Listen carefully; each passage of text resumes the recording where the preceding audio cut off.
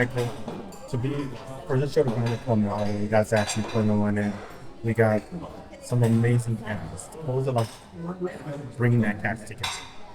It was incredible. Our cast is incredible. They have such great chemistry, and it's one of the things I'm most excited for is for audiences to get to know these characters and see these incredible performances. And Zach is so good in it, and he's also doing something that feels really different. And in terms of how he came to the project, as you asked me earlier, he was always who I had in mind when creating the project and developing it and writing the pilot. And when we got ordered by NBC for a pilot, we sent him the script and he responded, and we jumped on a Zoom and we had an incredible meeting, and it was the beginning of one of the best collaborations I've ever had in my career. It's been really special. Go back to the earlier question right now before we recorded about taking Dr. Saxon's life and kind of reinterpreting it, making it. You're not taking his whole life story, but kind of bringing elements into the show. What was it like to bring those certain elements or really develop the show from a real life person? Where normally those are movies. You don't really see television shows based on real life images. Yeah, I think that's what makes this so special and unique and feels like a different take on a medical drama, because it is inspired by a real person and a real doctor who lived this incredible life. And when I was first sent the two books, I read those very quickly and I loved them, but I didn't stop there. I just kept reading all of Oliver Sacks's material, and I fell in love. I fell in love with Oliver Sacks, his cases, his life, and I saw this tremendous opportunity to have a doctor at the center of a medical drama that we haven't really seen before. One that leads with empathy, and one that sort of steps into his patient's shoes and there goes to their worlds. And when there isn't always a cure necessarily in a lot of Oliver Sacks's cases, but there is a way forward, and that's what makes this show really unique as well. The show has a look to it that's so unique, and it kind of pulls you in. Not only by the story, but the visuals as well.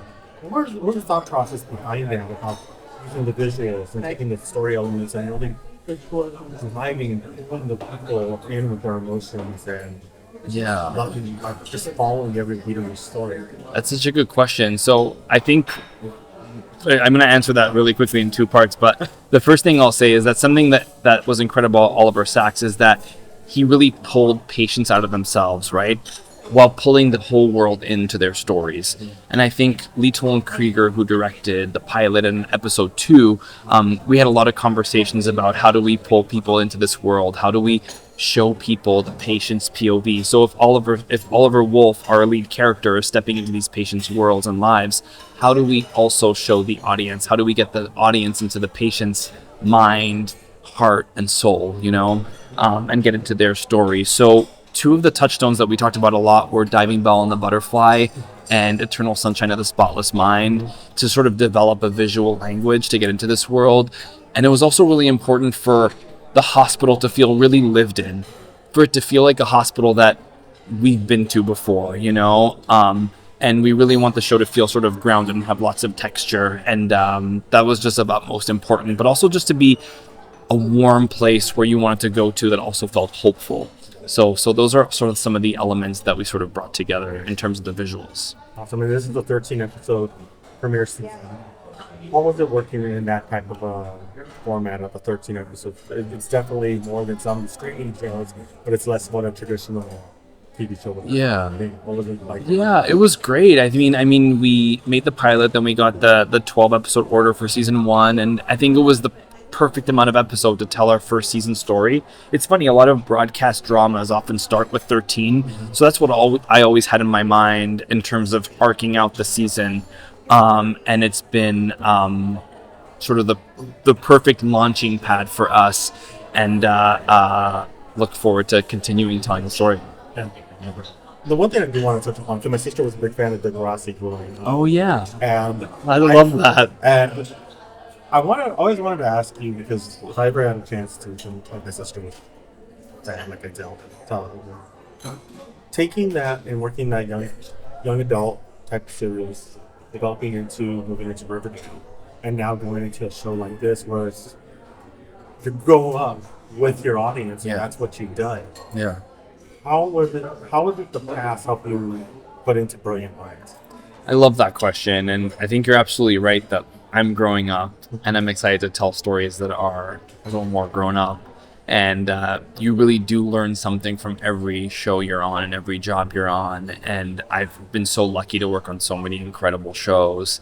And the thing that I always think about is on Degrassi, we talked a lot about the message we really wanted to convey to our audience, our young audience, was you are not alone.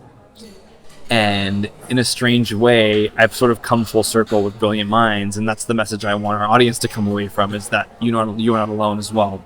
And I think that's a really important message right now in terms of mental health and people seeing themselves on screen, because I think when you see a broken arm, you can empathize with the person and you see it and there's a way to fix it, right?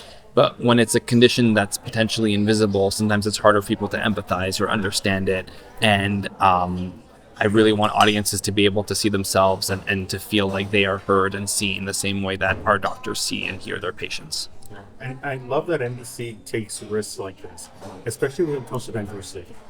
You see NBC's lineup and it's always diverse, and with this show, having a storyteller, gay doc, which you don't see on network TV that much. It has to feel great for you to be able to be one of those shows that adds that diversity to NBC's lineup.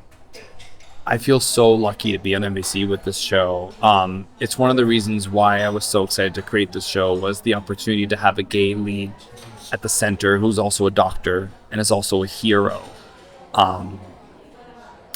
We've had shows with gay leads before, but this feels new to be on a big NBC medical drama, you know? And NBC has such an incredible legacy with LGBTQ characters. I often think of Will and Grace, you know, and when I was a kid and Will and Grace was on. And to be perfectly honest, I don't know where I'd be today if I didn't have Will and Grace. So I'm so excited to have this kind of representation for audiences. Feels really important and exciting. And it's the kind of representation I wish I had growing up. I wish I could tune into one of the medical shows and have one of them have a gay lead. So I hope that audiences can find themselves in it. Oh, I agree. Especially like for me, it was Bert Lopez. I've seen him on NBC now. It's great to see that generation, because I really do believe you need to see yourself on television to know that you could make it. But I think that's where I want to go with this. The representation aspect and being able to see yourself. For you, how important is that for you to see that representation, to see that on television for all of us? Because like there's a lot of, we're still not there yet, where it feels like the world outside. Yeah. How important is it for you that we get there, we're getting closer, especially with what we did with Grassi, which did that? Yeah, it's the most important thing. It's always top of mind. The priorities are always telling great stories with complex characters.